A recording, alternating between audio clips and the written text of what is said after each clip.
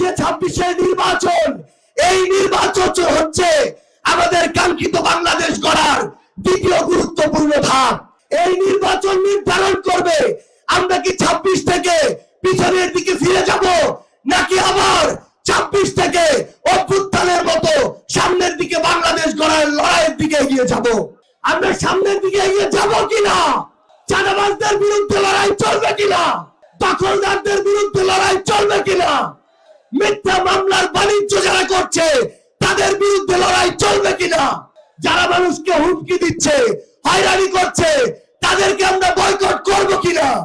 সংগ্রামী ছাত্র জনতা, আমাদের এই লড়াই হচ্ছে আমাদের 24-এর লড়াইকে স্বয়ং সম্পূর্ণ করার লড়াই।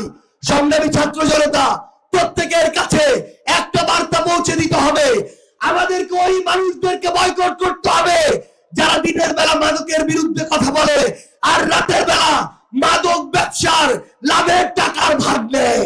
আমাদের ওই মানুষদেরকে রুখে দিতে হবে যে মানুষগুলো দিনের বেলা শিক্ষা প্রতিষ্ঠানের উন্নতির কথা বলে আর রাতের আধারে কোন শিক্ষা প্রতিষ্ঠানে নিজের দলের কোন চাটুকারকে সভাপতি সেক্রেটারি বানিয়ে শিক্ষা প্রতিষ্ঠানকে নষ্ট করবে সেই পরিকল্পনা করে। আমাদেরকে ওই মানুষদেরকে বয়কট করতে হবে যারা দিনের বেলা নির্বাচনের আগের 2 মাস জনদরদি হয়ে উঠে নির্বাচনের পরে 4 বছর 10 মাস হারিকেন ধরাও খুঁজে পাওয়া যায় না। আমাদের ওই মানুষদের বিরুদ্ধে দাঁড়াতে হবে যে মানুষগুলো শ্রমিকের সন্তানকে শ্রমিক বানায়, শ্রমিকের পরবর্তী প্রজন্মকে শ্রমিক বানায়, কিন্তু নিজের সন্তানকে বিদেশে পড়াশোনা করায়।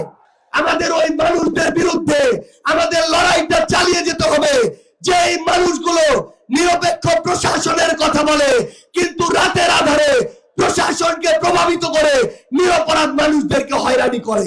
সংগ্রামী ছাত্র জনতা, আমি শুধু আপনাদেরকে এই অনুরোধটাই করব, মহান আল্লাহ তাআলা স্বাধীনতার পরে এই প্রথমবারের মতো আমাদেরকে এই সুযোগ দিয়েছেন। আগামী 50 বছরেও এই সুযোগ আসবে কিনা আমরা জানি না। আমরা যেন আমাদের এই আমানতের খেয়ানত না করি।